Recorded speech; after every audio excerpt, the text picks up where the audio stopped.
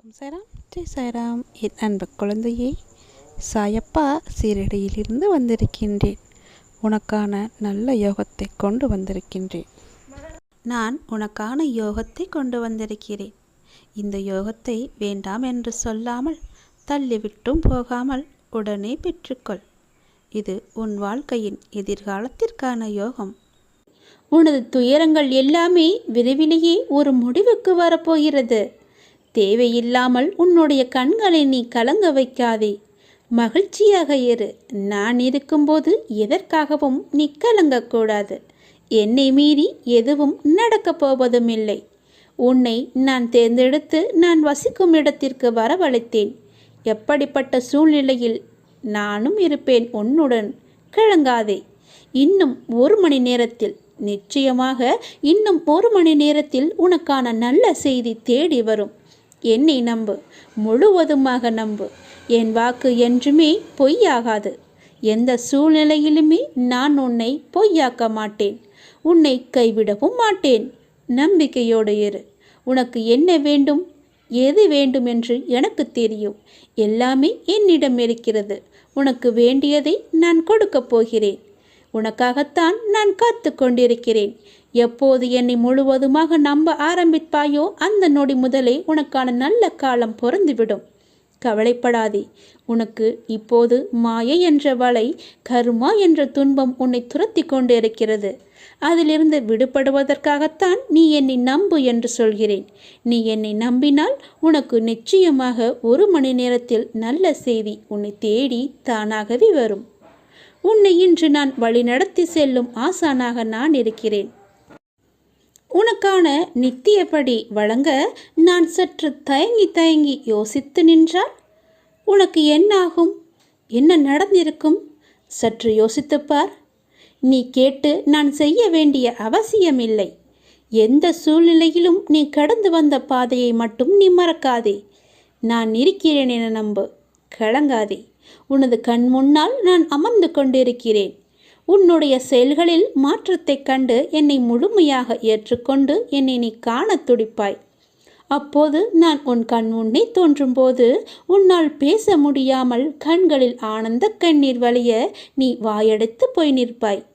உனது கிரகத்தில் நான் வாசம் செய்யும் போது எதற்குமே நீ கலங்காதே. நான் இருக்கிறேன். அனைத்திலும் இருந்து நான் உன்னை விடுவிப்பேன். நல்லதே நடக்கும். உனக்கான எல்லா நல்லதுகளையுமே நான் நடக்க வைத்து உன்னை உயர்த்தி பார்க்க போகிறேன்.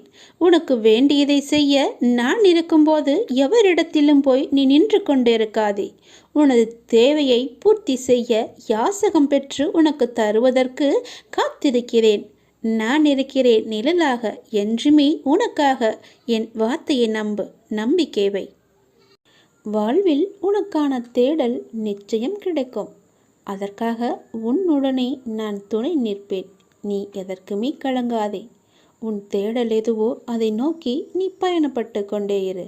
என் துணை நிச்சயமாக உனக்கு இருக்கும். உன் கண்ணில் வடியும் கண்ணீரை துடைக்க நானே வருவேன். நானே உனக்கு துணையாக இருப்பேன். நீங்கள் சற்று திரும்பி பாருங்கள். உங்களை கஷ்டப்படுத்திய நாட்கள் எல்லாம் கற்றுக் கொடுத்த நாட்கள் என்று உங்களுக்கே தெரிய வரும். அத்தகைய அனுபவங்களை சேகரித்து வையுங்கள். இனி வரும் நாட்களில் எச்சரிக்கையோடு செயல்பட அதுவே உங்களுக்கு உதவியாக இருக்கும். கவலைப்படுவதற்கு காரணங்களை தேடாமல் ஒவ்வொரு நிகழ்விலும் உள்ள யதார்த்தத்தை எண்ணி மகிழ்ச்சியாக இருக்க பழகி கொள்ளுங்கள். எந்த சூழ்நிலையிலும் முயற்சியை மட்டும் கைவிடாதீர்கள். விதியின் பயனில்லை என்றாலும் முயற்சியின் பலன் கட்டாயம் உண்டு. காலில் மிகச்சிறிய முள் குத்தி இருந்தால் கூட எவ்வாறு விரைவாக ஓட முடியாதோ அதே போல உங்கள் மனதில் சிறிய சிறிய பிரச்சனைகள் உங்கள் செயல்பாட்டு திறனை பாதித்தால் நீங்கள் பெரிய வாய்ப்புகளை உரிய தருணத்தில் சரியான முறையில் பயன்படுத்தி வெற்றி காண முடியாது. எனவே சிறு பிரச்சனைகளுக்கு முக்கியத்துவம் தராமல் அப்பிரச்சனைகளுக்கு உடனுக்குடன் தீர்வு கண்டு நமது மனதை மிகவும் அமைதியான முறையில் வைத்துக்கொள்வது நமக்கு விரைவிலேயே வெற்றியை ஈட்டித் தரும். வாழ்க்கை முடிவற்ற சாத்தியங்கள் நிறைந்தது. நன்மைகளை அறுவடை செய்ய சரியான நேரத்தில் சரியானதை செய்யுங்கள். கடும் உழைப்பு என்பது ஒரு சந்தோஷம். அதை செய்து கொண்டே இருக்க வேண்டும். வெகு நிச்சயமாய் ஏதோ ஒரு கணத்தில் அந்த கிரீடத்தை தலையில் வைக்கும். அந்த கணம் யாருக்கும் கிரீடம் என்று தெரியாது. ஆனால் உழைப்பவர்களுக்கு கிரீடம் நிச்சயமாகவே உண்டு. ஒருபோதும் உழைப்பவர் தோற்று போக மாட்டார். உழைப்பவருக்கே உழைப்பின் அருமை தெரியும். ஆகவே உழைப்பதை ஒரு வைராக்கியமாக கொண்டு உழைத்து வெற்றி பெற்று நீங்கள் வாழுங்கள். இந்த அப்பாவின் துணை உங்களுக்கு எப்போதுமே இருக்கும். என் அனுக்கிரகத்தால் இந்த பிறவியில் என்னை நீ ஆராதித்து கொண்டிருக்கிறாய். அப்படி என்னை வணங்கும் அவகாசம் உனக்கு கிடைத்ததே ஒரு பெரிய யோகம். நீ இப்பிறவிக்கு சாட்சி. நான் உன் பூர்வ ஜென்மங்கள் அனைத்திற்குமே சாட்சியாக இருப்பேன். நீ எதை பற்றியுமே கவலைப்படாமல் உன்னுடைய இலக்கு எதுவோ அதை நோக்கி நீ பயணப்பட்டு கொண்டே இரு. உன் இலக்கில் எந்த ஒரு கெடுதலும் வராமல், எந்த ஒரு தடையும் வராமல் நான் பார்த்து கொள்கிறேன். என் துணை உனக்கு எப்போதுமே உண்டு. இந்த உலகம் என்பது எல்லோருக்குமே சமம்தான். யாரும் இங்கே அனாதைகள் அல்ல. யாரும் இங்கே உற்றார் உணர்வுகள் இல்லாத தனியாக விடப்பட்ட நபர் அல்ல. எல்லோருக்குமே எல்லாமே இருக்கின்றது. யாரும் எதுவும் இல்லாமல் இங்கே இருக்கவில்லை. அவர்களுக்கு துணையாக நான் இருக்கிறேன். இந்த உலகத்தில் உயர்ந்தவர் தாழ்ந்தவர் என்று யாருமே கிடையாது. யாரும் ஏழையும் அல்ல, யாரும் பணக்காரரும் அல்ல. யாரும் உயர்ந்த ஜாதியும் அல்ல, யாரும் தாழ்ந்த ஜாதியும் அல்ல. யாரும் யாரை விடவும் உயர்ந்தவர் என்றோ தாழ்ந்தவர் என்றோ மதிப்பு மிக்கவர் என்றோ அறிவானவர் என்றோ அழகானவர் என்றோ உங்களையும் நீங்கள் மற்றவர்களையும் நினைக்க வேண்டாம். இந்த பூமியில் ஒவ்வொரு மனிதர்களுமே சிறப்புக்குரியவர்தான். அனைவருமே தத்தம் துறைகளில் சிறப்பானவர்களே.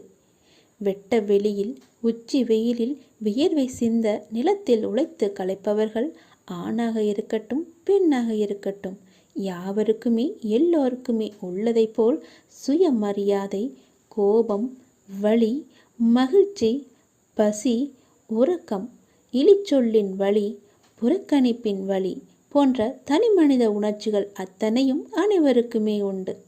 அவர்களும் மனிதர்கள்தான். உண்மையில் உயர்ந்தவர் தாழ்ந்தவர் என்று யாருமே இல்லை. சில வாய்ப்புகள்தான் யார் இந்த பொழுதில் அவசியமானவர் என்பதை நமக்கு புரிய வைக்கிறது. அந்த புரிதலை உணர்ந்து கொள்பவர்கள் மனித நேயத்துடனே நடந்து கொள்வர். மனிதநேயம் கொண்டவர்களாலேயே மக்களை திருப்திப்படுத்தும் சேவையை வழங்க முடியும். அவர்களே மரணித்தாலும் மனிதர்கள் மனங்களில் இடம் பிடித்து எப்போதும் அழியா புகழுடன் இருப்பார்கள். மனிதர்கள் யாராயினும் அவர்கள் அனைவருமே சமம்தான். உயர்ந்தவர் என்றோ தாழ்ந்தவர் என்றோ படித்தவர் என்றோ படிக்காதவர் என்றோ ஏழை என்றோ பணக்காரன் என்றோ கருப்பு என்றோ சிவப்பு என்றோ உயர்ந்த ஜாதி என்றோ தாழ்ந்த ஜாதி என்றோ எந்த இருமே கிடையாது. அப்படிப்பட்ட நிலை நிச்சயமாகவே மாற வேண்டும். சமத்துவம் என்ற நிலை நிலவ வேண்டும் என்றால் மக்கள் மனதில் மாற்றம் ஏற்பட வேண்டும். ஏற்பட்டே ஆக வேண்டும். எனக்கு எல்லோருமே சமம்தான். நான் யாரையும் ஏற்று இரக்கத்தோடு நான் பார்ப்பதே இல்லை. அது நம்மிடமிருந்தே தொடங்குவோம். இனி ஒரு உலகம் புதிதாக அமைப்போம். நிகரான மனிதர்களை மதிப்போம். நாமாக வாழ்வோம். முதலில் மனிதனாக வாழ்வோம். நான் யாரையும் ஏற்றம் இரக்கம் கொண்டு பார்க்காமல் அனைவரையும் சமமாகவே பார்க்கிறேன். எல்லோருமே என்னுடைய குழந்தைகள்தான். நீங்களும் அப்படியே பாருங்கள். எனக்காக கொஞ்சம் நேரம் ஒதுக்கி இதை கேள். உன்னை பற்றி நான் முழுமையாக சொல்கிறேன். உன்னுடைய மனநிலை எப்படி இப்போது இருக்கிறது என்று நான் சொல்கிறேன். முழுமையாக எனக்காக நேரம் ஒதுக்கி கவனமாக கேள். நீ எங்கிருந்தாலும் நான் உன்னுடன் இருப்பேன். உன்னுடன் மட்டும்தான் இருப்பேன். நீ இப்போது எந்த நிலையில் இருக்கிறாய் தெரியுமா? இன்ப நிலை நீங்கி துன்ப சுமையை நீ சுமந்து கொண்டிருக்கிறாயே. அனுபவிக்க இன்னும் என்ன இருக்கிறது என்ற அளவில் துன்பத்தின் எல்லை வரை சென்றுவிட்டு வெறுமையாய் நின்று என் சன்னதியில் எனது முகத்தை உற்று பார்த்து அழுது கொண்டிருக்கிறாய். உன்னை நான் கண்டு கொள்ளவில்லை என்று நினைத்தும் கொண்டிருக்கிறாய். உன்னை கரிசனத்தோடு நான் கவனித்து கொண்டுதான் இருக்கிறேன். ஒவ்வொரு முறையும் உன்னை தைரியப்படுத்தி கொண்டுதான் வருகிறேன் என்பதை நீ நினைவுபடுத்திக்கொள். நான் உனக்கு ஒன்றும் செய்யவில்லை என்று மட்டும் நினைத்து விடாதே. உனக்கே தெரியாமல் நான் பல விதத்தில் உனக்கு உதவி கொண்டிருக்கிறேன். இன்னும் நீ கடந்து போக வேண்டிய தூரம் கொஞ்சம் மட்டும்தான் இருக்கிறது. அதுவரை எல்லையற்ற பொறுமையோடு நீ காத்திரு. உனக்கு மிகவும் பொறுமை தேவை. தீவிர நம்பிக்கையோடு உனது சுமையின் கணம் தெரியாமல் இருப்பதற்காக எனது நாமத்தை நீ உச்சரித்தபடியே இருக்க வேண்டும். எனது சத்தத்தை உணர்வுள்ள நீ கவனித்து கொண்டு அதன்படி நடந்து கொள். அப்போது உனக்கு ஆறுதல் கிடைக்கும், மன நிம்மதி கிடைக்கும். நீ இப்போது கவலைப்பட்டு கொண்டிருக்கிறாயே, அந்த கவலை உனக்கே தெரியாமல் காணாமல் போய்விடும். இருந்த இடம் தெரியாமல் போய்விடும். நீ எதை பற்றியுமே மனதில் வைத்து கொண்டு சஞ்சலப்பட்டு கொண்டிருக்காதே. நான் உன் கூடவே இருக்கிறேன். எது வந்தாலும் நான் பார்த்து கொள்கிறேன்.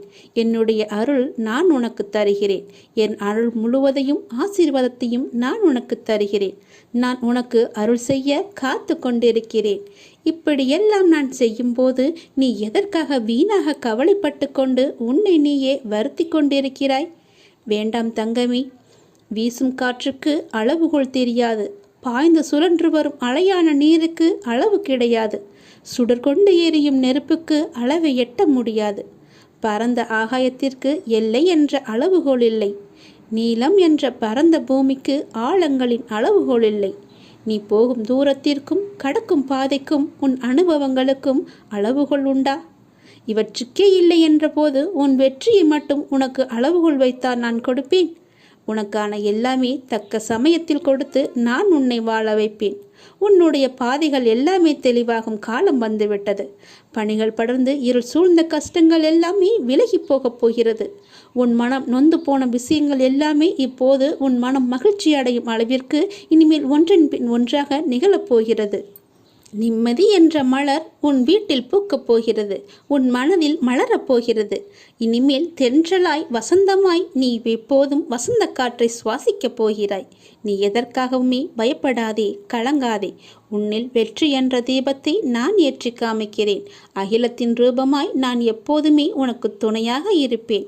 இது நிச்சயமாகவே நடக்கும். எதை பற்றியுமே கவலைப்படாதே. இன்றைய இப்போதைய சூழ்நிலையை வைத்து எதிர்காலத்தை நீ தீர்மானித்து விடாதே. எல்லாவற்றையுமே நானே பார்த்து கொள்கிறேன். உன் அப்பா நான் இருக்கும்போது எதற்குமே நீ கவலைப்படாதே. என் அனுமதி இல்லாமல் எதுவுமே இங்கு நடக்காது தெரியுமா? நீ ஏன் எல்லாவற்றையும் உன் தலையில் வைத்து கொண்டிருக்கிறாய்? ஏன் உன் அப்பா நான் உன் வழிகளை தாங்க மாட்டேன் என்று நினைக்கின்றாயா? நீ எப்போது என்னை அப்பா என்று அழைத்தாயோ அப்போதே எல்லா உரிமையும் உனக்கும் எனக்கும் இருக்கிறது. நீ அழும்போது என்னுடைய மனம் துடிக்கின்ற துடிப்பை என்னால் எந்த வார்த்தைகளில் உன்னிடம் கூறுவது என்று தெரியவில்லை. உன் மனவழி, உன் உடம்பில் ஏற்படும் என அனைத்து வழியையும் நீ என் பெயர் சொல்லி என்னால் அதை தாங்க முடியாது, எனக்கும் அதற்கான பலத்தை தாருங்கள் அப்பா என என்னிடம் கேட்கிறாய் அல்லவா? உன் வலியை நான் தாங்க மாட்டேனா? உன் கண்ணீரை காணும்போது அதுதான் எனக்கு வலியை, மிகுந்த வலியை ஏற்படுத்துகிறது. உங்கள் பெயர் சொல்லி என்னால் எப்படிப்பட்ட கஷ்டம் தரும் சூழ்நிலைகளையும் எளிதாக தாண்ட முடியும் என்று கூறும்போது நான் உனக்கு எப்படி உதவி செய்யாமல் இருப்பேன்? வலி தாங்காமல் சில நேரம் நீ கதறும்போது என்மேல் கோபம் கொண்டாலும் அது உன் மனதிலிருந்து வருவதல்ல. அதன் பிறகு என்னை மன்னித்து விடுங்கள் என்று கேட்டு நீ என் முன் நிற்கும்போது என் மனம் உன்னை எண்ணி கலங்குகின்றது. என் பிள்ளையை இப்படி விதியால் படும் அவஸ்தைகள் என் முன் இப்படி நிற்க வைக்கிறதே என்று. நீ துவண்டு போக மாட்டாய். என்ன கஷ்டம் வந்தாலும் நிமிர்ந்து பறந்து வானமாக மேலோங்கி நிற்கப் போகிறாய். யார் கைவிட்ட போதிலும் என் பக்தனாகிய உன்னை நான் ஒருபோதுமே கைவிட மாட்டேன். நீ எங்கு சென்றாலும் உன்னுடனே நான் இருப்பேன். எதை பற்றியுமே நினைக்காதே. உனக்காக யாருமே இல்லை என நீ வருந்தக்கூடாது. நீ அப்பா என அழைத்தால் உன்னை காக்க நான் வருவேன். நீ நினைத்தது நடக்கும்.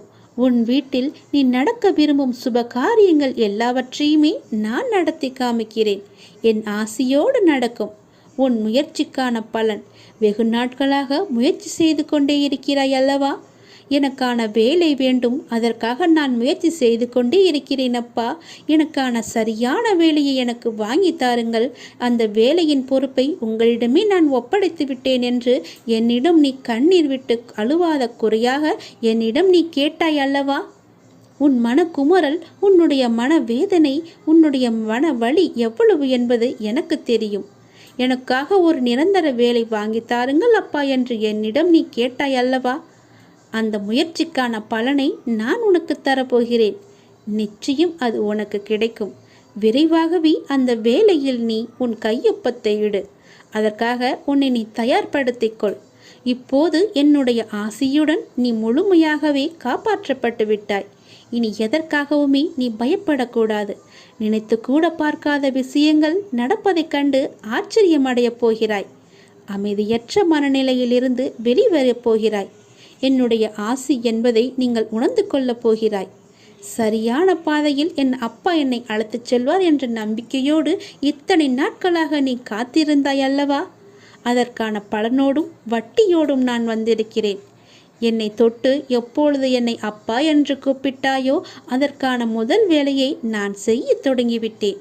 இனி எல்லாமே உனக்கான வெற்றி பாதையாக மட்டுமே அமையப் போகிறது. நீ கேட்ட வேலை உனக்கு நிரந்தரமாக கிடைக்கப் போகிறது. அதை பெற்றுக்கொண்டு உன் வாழ்வை நீ இனிமையாக பொழுதாக மாற்றிக்கொள். இதுதான் என்னுடைய உனக்கான ஆசீர்வாதம்.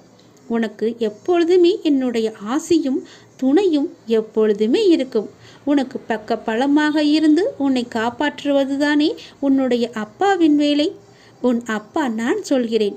உனக்கு தரும் இந்த வேலை நிரந்தரமான வேலை. உன் மனதிற்கு நீ எப்பொழுதும் சந்தோஷமாகவே இருப்பாய். நீ எப்பொழுதும் நன்றாகவே இருப்பாய். உன்னுடைய கடந்த கால நஷ்டங்கள், இழப்புகள், ஏமாற்றங்கள், காயங்கள், தோல்விகள் எல்லாம் மறந்து போகும் அளவிற்கு உனக்கு நான் மிக பெரிய மகிழ்ச்சியை தரப்போகிறேன். என் ஆசையுடன் நீ நன்றாகவே இருப்பாய். நீ என்னுடைய பிள்ளை. இறைவா, எனக்கு ஏன் இந்த சோதனை என்று நீ புலம்பாதே. மரத்திற்கு இலையுதிர் காலத்தை வைத்தவன் வசந்த காலத்தையும் வைத்திருக்கிறான். ஞாபகம் இருக்கிறதா? அதேபோல உன்னுடைய துன்பமான நாட்கள், உன்னுடைய சோதனை காலம் எல்லாமே முடிந்து உனக்கு வசந்த காலம் வீசும். அதே போல நம்மையும் நிரந்தர துன்பத்தில் வைக்க மாட்டார் என்று நீ நம்ப வேண்டும். நீ நினைத்தது நடக்கவில்லை என கவலைப்படுகிறாய் மகளே. அது நடக்க வேண்டிய நேரத்தில் இந்த அப்பாவின் ஆசியோடு நடக்கும். நீ முயற்சி செய். உனக்கான பலன் நிச்சயமாகவே கிடைக்கும். முயற்சியை மட்டும் நீ கைவிட்டு விடாதே. உன்னோடும் உன் குடும்பத்தோடும் தான் நான் இருந்து கொண்டே இருக்கிறேனே. நீ எல்லா செல்வ வளங்களையும் பெறுவதற்கு உனக்கே அரிதான வாய்ப்பு ஒன்று கிடைக்கும். பேரும் பெற்று சீரும் பெற்று சிறப்பாக நீ வாழப்போகிறாய். நிம்மதியான மகிழ்ச்சியான வாழ்க்கையை நீ வாழப்போகிறாய். நீ எதை பற்றியுமே எதிர்மறை சிந்தனைக்கு உன் மனதில் நீ இடம் கொடுக்க கூடாது. ஒன்றை மற்றும் நீ நினைவில் வைத்துக்கொள். நாம் செய்த புண்ணியமும் தர்மமும் நமக்கு இடம் தெரியாத இடத்தில் இக்கட்டான சூழ்நிலையில் ஏதாவது ஒரு ரூபத்தில் உன்னை காப்பாற்றும். அப்படித்தான் நீ என்றோ செய்த தர்மம் இன்று உன்னை காப்பாற்றி இருக்கிறது. இறைவன் யாருக்கு எதை விதித்துள்ளான் என்பது இறைவனுக்கு மட்டுமே தெரிந்த விஷயம். இறைவன் எழுதாமல் எதுவும் நடக்காது. இறைவனை நாடாமல் எதுவும் நமக்கு கிடைக்காது. முயற்சி மட்டும்தான் நம்முடையது.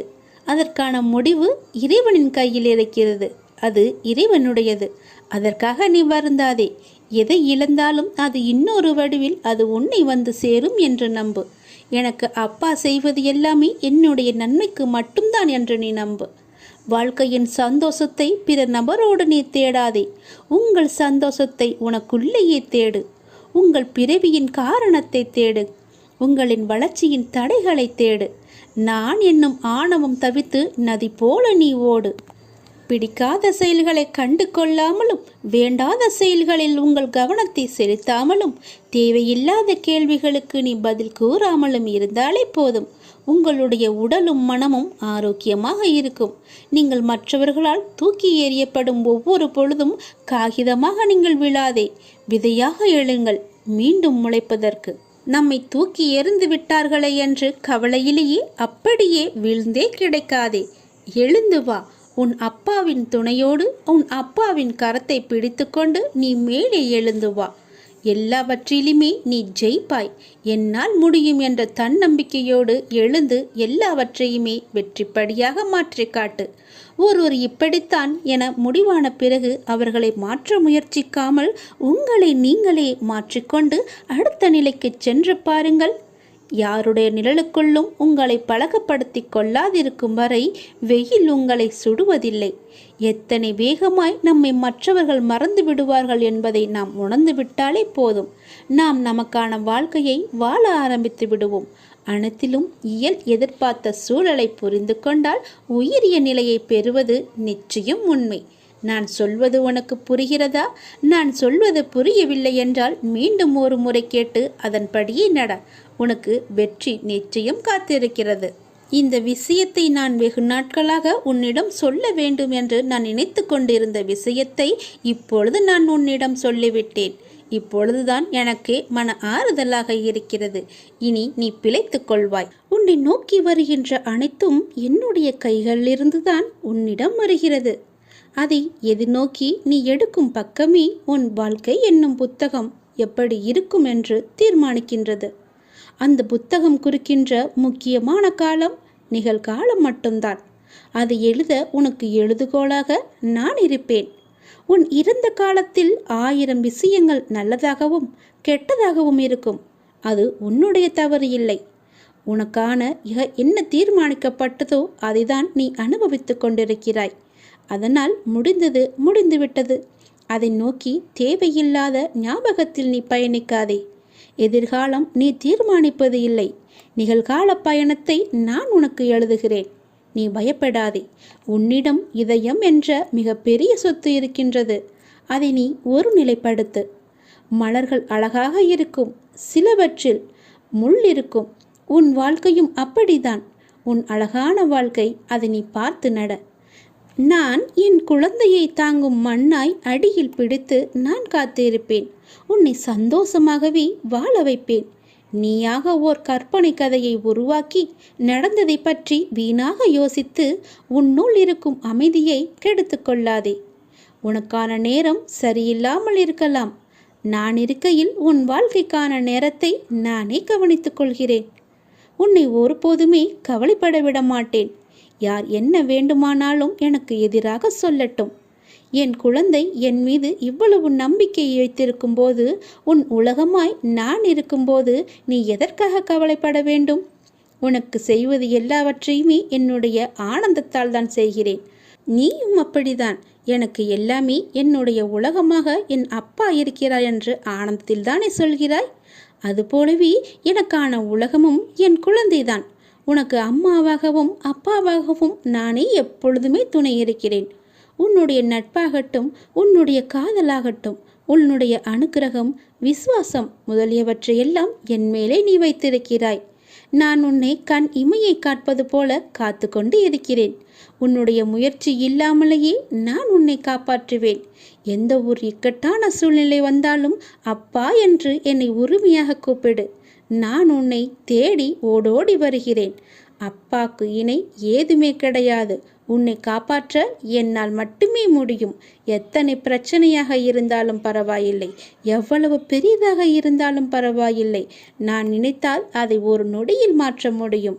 முழுமையாக என்னை நீ நம்பு. எல்லாவற்றையுமே நான் பார்த்து கொள்கிறேன். இனி உனக்கு நடப்பது நன்மையாகவே இருக்கும். இது நாடகம் நிறைந்த நரிகள் வாழும் உலகம். இது நல்லவர் யார் கெட்டவர் யார் என நிதானமாக யோசித்து செயல்பட வேண்டிய காலம் இது. ஏனென்றால் இது கலிகாலமாகிவிட்டது. நான் உன்னோடு இருக்கிறேன். நீ பயப்படாமல் இரு. நீ பலம் கொண்டு திடமான மனதோடு இரு. உன்னை ஒரு பொதுமி அப்பா கைவிட மாட்டேன். புண்ணியங்கள் அனைத்திற்குமே தலையாயது எது தெரியுமா? நன்றி பாராட்டுவதுதான்.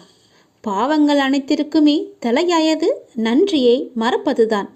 செய்த நன்றியை மறப்பதுதான் பெரிய பாவம். தக்க சமயத்தில் செய்த உதவிக்கு நன்றியை கொன்றவனுக்கு ஒரு பிரயோஜனமும் இல்லை, ஒரு சித்தமும் இல்லை. நம்மை பெற்று வளர்த்த அன்னையும் பிதாவும் முன்னறி தெய்வம், கண்கண்ட தெய்வம். அவர்களுக்கு செய்யும் பணிவிடைகளே நீ செலுத்த வேண்டிய முதன்மையான நன்றி கடன். ஏனெனில் அதன் நன்மை என்பது கடலை விட பெரியது.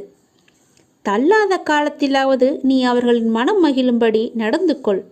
நீ என்னதான் தான தர்மம் செய்து வந்தாலும் அவர்களை நல்லபடியாக வைத்து கொள்ளாவிட்டால் நீ எதிலுமே வெற்றி பெற முடியாது. உன் உண்மை அன்பிற்கு கட்டுண்டவர்களைத் தவிர வேறு எவரின் அசட்டு பேச்சுகளுக்கும் நீ உன் மனதில் இடம் கொடுத்து விடாதே. எந்த சூழ்நிலையிலும் உனக்கு தக்க சமயத்தில் உதவி புரிந்தவர்களை உதாசீனப்படுத்தாதே. உதவி செய்தவர்களுக்கு நன்றி பாராட்டுவதுதான் மிகப்பெரிய புண்ணியம். உனக்கு பின்னால் இருப்பது யார் என்று தெரிந்து கொள். உனக்கு பின்னால் இருப்பது நான் தான். உன்னை நான் கைவிடவே மாட்டேன். எல்லாமே சரியாகிவிடும். எதற்குமே நீ அஞ்சாதே. உன்னோடும் உன் குடும்பத்தோடும் நான் உன் அப்பா இருக்கிறேன். எதற்குமே கலங்காதே.